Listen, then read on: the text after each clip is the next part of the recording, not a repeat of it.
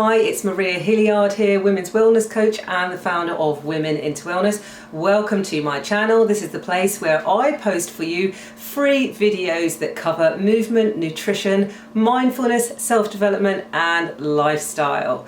So make sure that you subscribe, hit the bell for weekly notifications so that you don't miss out on any of this valuable content. Now, in this video today, I am going to be talking to you about 5 ways to make long-term healthy lifestyle changes. So let's get started.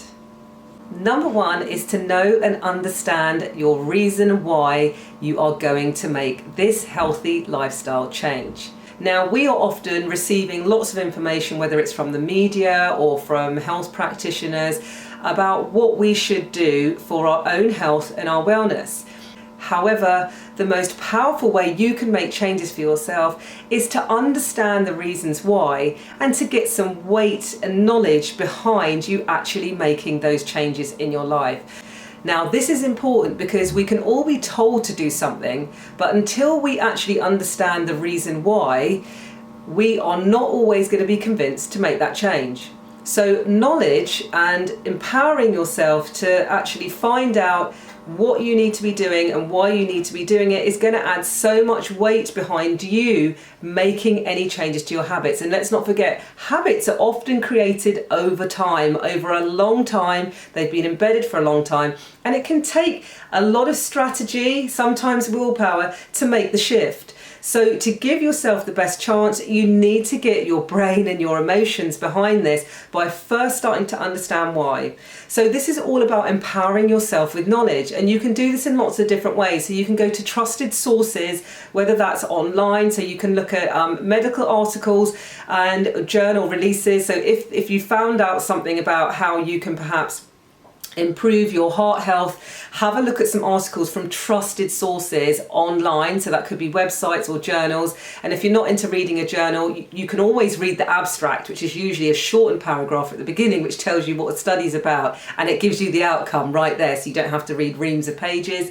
But what you can also do as well is consult with professionals as well. So whether that's a fitness professional, a nutritional professional, a counsellor, a therapist. So there's lots of different ways that you can access information. You can read books, you can do online courses to start to empower yourself. Because only once you truly understand the reasons why and you're convinced that there is a need for you to do something, will you be able to make those changes, sometimes difficult changes, long term, and be able to stick to them and adhere to lifetime positive lifestyle changes.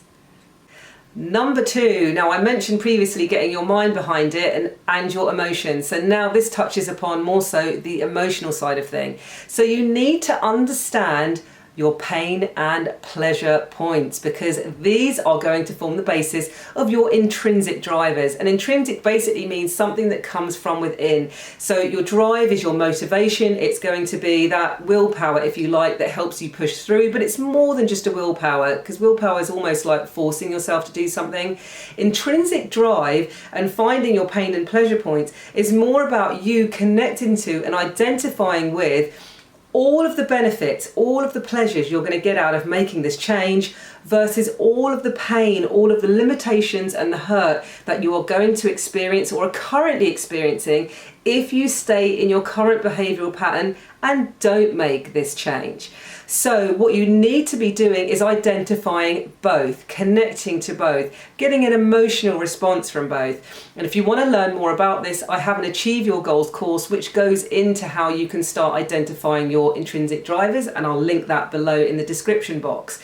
But so important to connect to your emotions, and it's all about really putting behind any action you take a lot of this power that emotion has over us, because it drives so much of what we do, as to whether you are able to take those steps forward and keep going forward, because you are running away or moving away from or escaping the pain that you're currently in or that you will be in if you don't make a change, and moving towards that amazing pleasurable benefit, that goal, that end life visualization that you see once you can crack it and once you get to that point. So intrinsic drivers, pain and pleasure points, so important. And the third one is to think about your pacing. So this is going to depend on your type of personality. and you know yourself best. You're your own best advocate for your perhaps health, wellness, and your characteristics. So you need to work out whether you are a slow and steady wins a race or an all or nothing type of person. Now, generally, I would advocate a slow and steady application to making long-term lifestyle changes. So for example, if you are making changes to your nutrition, then I would suggest you pick one thing to change, you start with that one thing. Your goal is to phase that in on week 1, and you stick with that goal for week 1 and you focus on it and you get it locked in. And once you've managed that first goal, you then phase in another one. So week 1 might have been to, for example, to eat 5 portions of vegetables for at least 1 meal a day. Okay, and then your next goal might be that you're going to switch out having sugars in your tea and coffee. Do that in week 2, and then you just start to build. Okay, so it makes it manageable. It's incremental, isn't it? So you're not overwhelmed with everything that you have to do at once. And what this does is it sets you up for success, because it gives you small achievable goals along the way that you are more likely to be able to achieve, not go into overwhelm, and then start to feel positive, give yourself a pat on the back and be able to start thinking you can do this, you've got this, right? Because you are managing that week to week.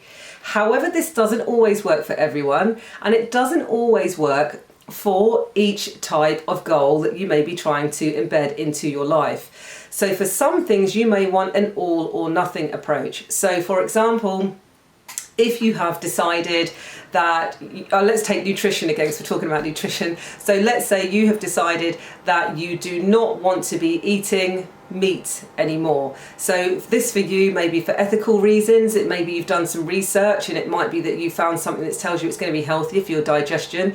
Whatever the reason for you, what you would do with this one is perhaps you're not going to phase it out. It's up to you. It depends how strong that ethical intrinsic drive is, right?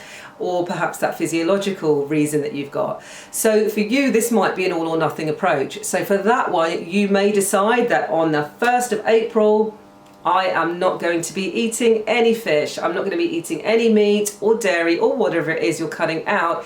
I am going to do my research. I'm going to find the substitutes, and I'm going to trial this one and this one first. So, but whether it's like, you know, if you're going vegan, a milk substitute, and if you're taking out meat, it might be a soy or tofu based substitute if you want to go that way, or plant-based diet. So you want to start thinking about whether the all or nothing approach in that circumstance is going to suit you a lot better, right? For some things it may well do, and for other things a slow and steady approach. But again, it does come down to your personality, and there is nothing wrong with a bit of trial and error. So you can trial one approach. If it doesn't work, do not beat yourself up about it.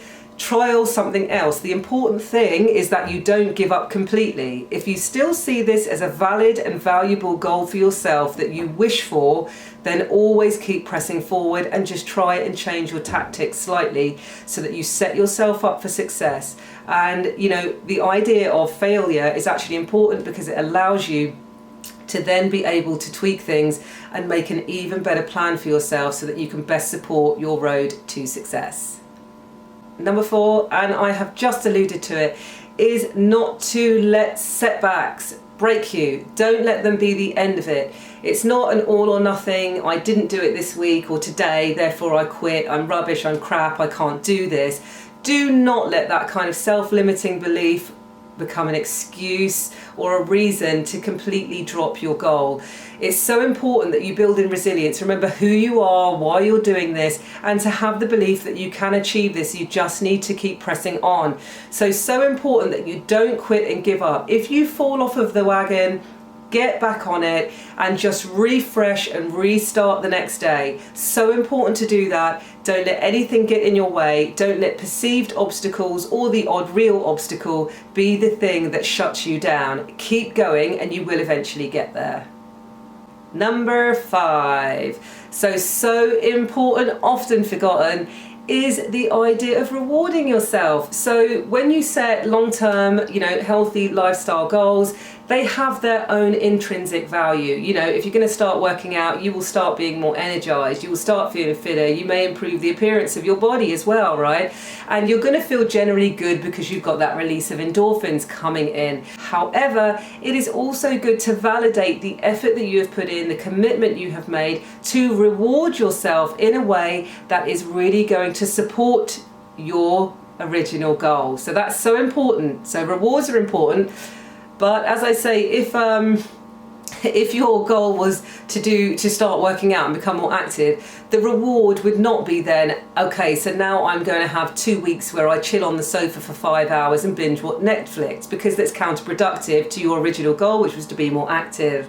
Likewise, if your goal was that you were going to cut out junk food, and then you reward yourself at the end of that week of doing well by then having a movie night where you're eating popcorn, crisps, cake, Maltesers, sweets, and having some booze, then you're kind of being counterproductive. You can allow yourself, of course, one edible treat perhaps, but you've got to think about creating a reward for yourself that is going to keep you on track with your ultimate goal. So it doesn't have to be something you buy. It can be doing something that you find joy in or have pleasure in, or, you know, I don't know, download something that you'd like to listen to, get that music track, go out and do something nice. Just make sure that you do recognise your wins, whether they are small wins or big wins, it doesn't matter. Really support yourself, be your own best cheerleader so that you can start to move forward and look forward to not only those intrinsic rewards that you get from being healthier, but also from those external rewards that you are planning for yourself. So plan it, write it down, pop it on a post-it note, stick it up somewhere.